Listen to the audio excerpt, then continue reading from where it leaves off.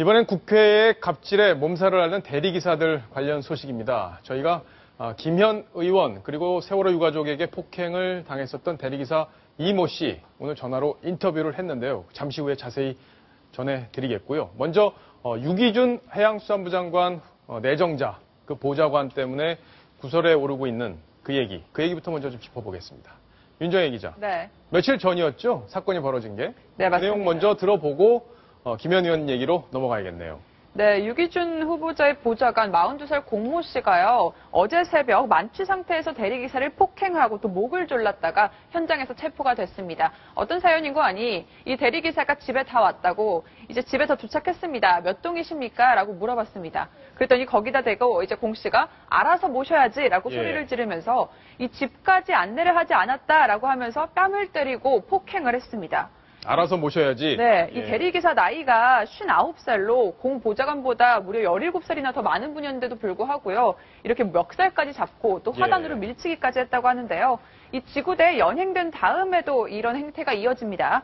이 공 씨는 내가 누군 줄 아냐? 내가 유기준 의원 보좌관이다 라고 하면서 전화 한 통이면 너희들 옷 벗길 수 있다라고 말하는 등 경찰들에게 욕설까지 퍼부었다고 합니다. 그런데도 경찰에서는요, 이 단순 폭행으로 불구속 입건을 하고 집으로 돌려보낸 상태라고 하네요. 지구대 내에 있는 CCTV도 공개를 거부했습니다. 공개를 거부했다? 네. 예, 정말 이해할 수 없는데 이도하 변호사. 보통 이 술에 취하는 것보다 권력에 취하는 게 더 무섭다고 하는데 이분은 지금 두 개 다 취해 계셨나 보네요. 근데 이 단순 폭행만 하고 이렇게 내보낼 수 있는 건가요? 이 정도면은 사실 공무집행 방해까지 검토를 해봐야 되는 거 아닙니까? 공무집행 방해까지 검토를 할 수 있는데 이제 그냥 단순 폭행이면 반의사 불벌죄이기 때문에 그 기사분하고 합의를 하면 처벌을 안 하게 되거든요. 근데 공무집행 방해는 그렇게가 안 되고 입건을 하면 처벌을 해야 되니까요. 그래서 얼마 전에 청와대 행정관도 비슷한 일이 있었죠. 근데 그때도 단순 폭행으로 했는데 그 기사분이 합의를 해주셔서 처벌이 안 되고 공무집행 방해는 아예 입건을 안 했었던 그런 사례가 있어서 경찰분들이 참 힘드시겠다 싶습니다. 왜냐하면 이거를 그때도 설명을 어떻게 했냐면 이번에도 아마 경찰서에서 그렇게 설명할 것 같은데 공무집행 방해가 될 정도가 있으면 어떤 위력까지는 아니더라도 뭐 아주 심한 말이나 아니면 어떤 그 물리력을 유형력이라고 우리가 표현하는데 뭔가 행사하는 게 있어서 그냥 화를 내는 정도만으로는 안 되고 실제로 뭐 물건을 부순다든가 아니면 사람한테 어떤 행동을 취한다든가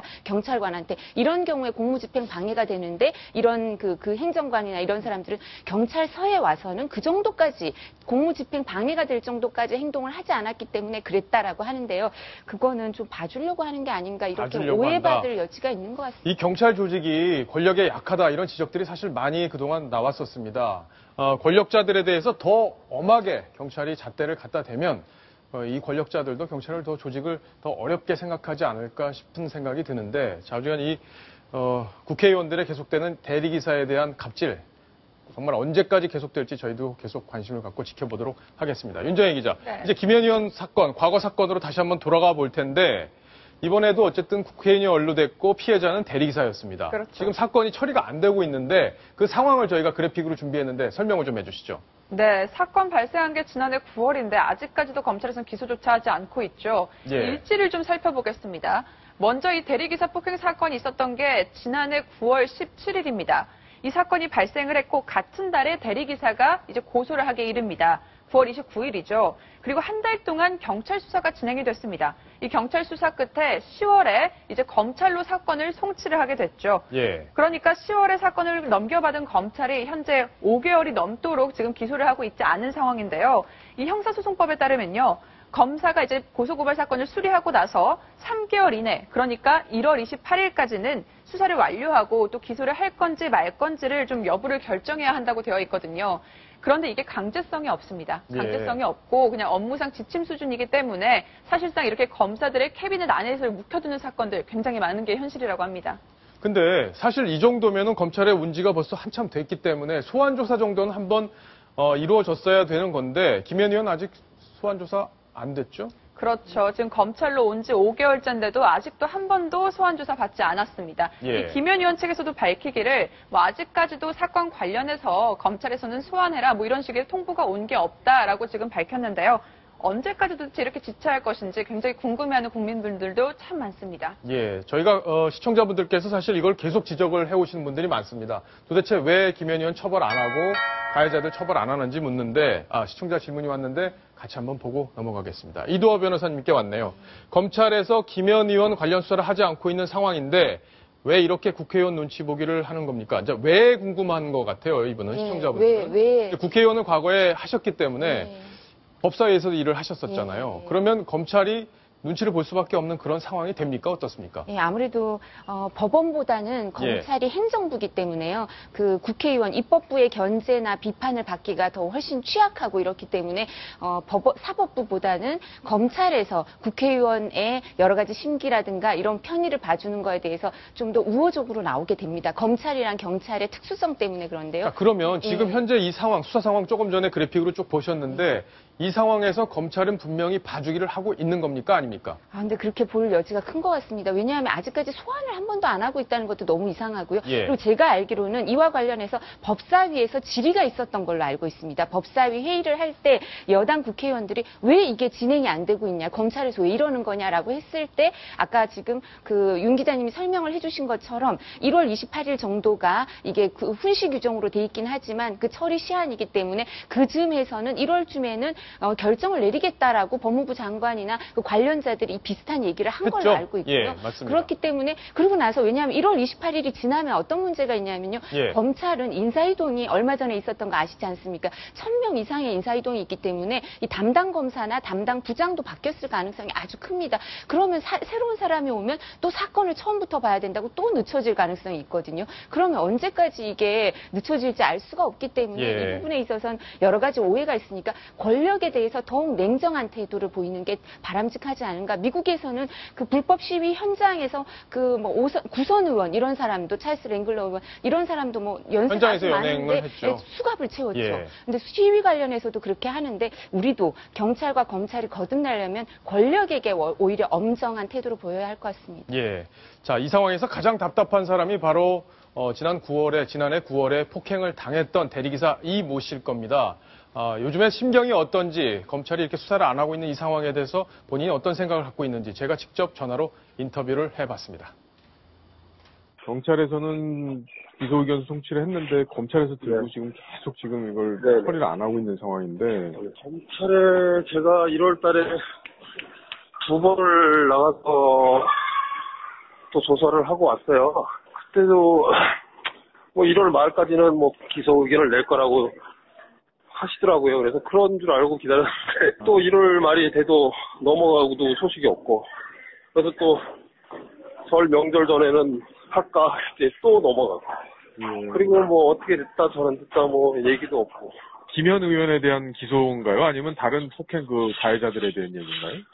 제가 듣기로는 김현 의원 포함해서. 심정이 좀 답답하시겠어요? 어떠세요?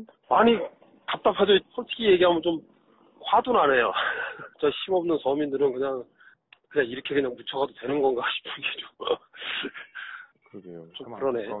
김현 의원 쪽에서 따로 연락이 온다든지 사과가 온다든지 이런 건 없었습니까? 일체의 그런 게 없어요.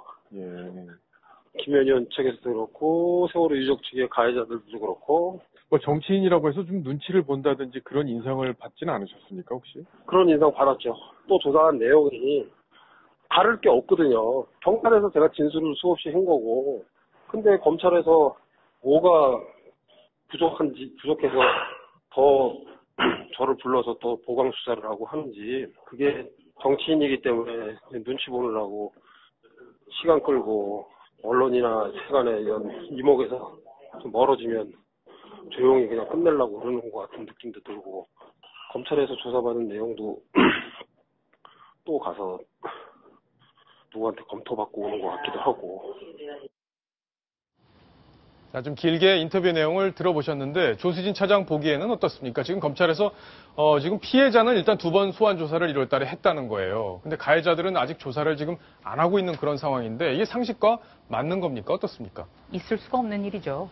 이 사건에 있어서 어떤 가해자는 가만히 두고 피해를 입은 사람은 계속 불러서 조사하고 이런 사건은 본 적이 없습니다. 검찰에서 이 야당 의원이고 국회의원이고 여기 앞서서 법과 원칙대로 처리하면 되는 일인데 검찰이 자꾸 좌고우면하는 듯한 모습을 보여주기 때문에 비판을 받는 겁니다. 예. 오늘 뭐 김현 의원은 어제였죠? 어제였는데 그 자원외교 특위에서 또 여당을 향해서 공세를 폈다. 정부를 향해서 그런 얘기가 있던데요. 뭐 자원외교 국정조사 특위가 지금 가동 중인데요. 김현 의원 여기에서 굉장히 활발한 지금 모습 보고 계십니다. 예, 어제 그 장면이죠. 네, 여기서도 활동을 하고 있고요. 어제의 경우에는 그 이해찬 의원의 최측근이죠. 정태우 전 비서관이 서울 관악을 보궐선거 출마를 선언했는데 이분을 국회 기자회견장에 그 안내를 한 사람도 바로 김현 의원이었습니다. 그랬군요. 어제도 최경환 경제부총리를 강하게 몰아세웠다. 바로 그 장면을 지금 영상으로 보고 계십니다. 아마 검찰에서도 뉴스탑10을 보고 계실 텐데 지금 저희가 지적하는 얘기들 아마 상식이 크게 다르지 않을 겁니다. 검찰 관계자들, 특히 대검 관계자분들 빨리 이 문제, 이 사건 마무리하셔서 저 피해자분의 어떤 응어리 이런 것들을 좀 풀어주셨으면 하는 그런 바람입니다.